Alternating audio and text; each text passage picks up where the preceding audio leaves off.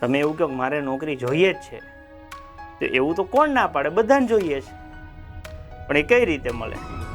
એના માટે સખત અને સતત મહેનત કરવી પડે, સંઘર્ષ કરવો પડે, કે તો એ નોકરી મળે, બાકી ન મળે. બરાબર છે?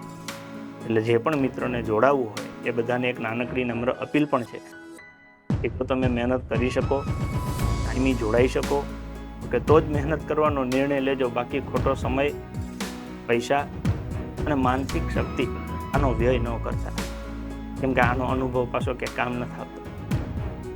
બરાબર? તમે એવું ન કહી શકો કે મને 5 વર્ષનો તૈયારીનો અનુભવ છે, એ તારા અનુભવે તને પાસ ન કરાવ્યો, અમારે એ અનુભવને શું ધોઈ પીવાનો કરવાનું? તો વેચવા જાવ તો માર્કેટમાં ભાવ ન આવે. એટલે એવો અનુભવ લેવાનું કે અનુભવ ભેગું કરવાનું ન કરતા. પણ પાસ થવું હોય, મહેનત કરવી હોય તો ડેડિકેશન સાથે જોડાજો.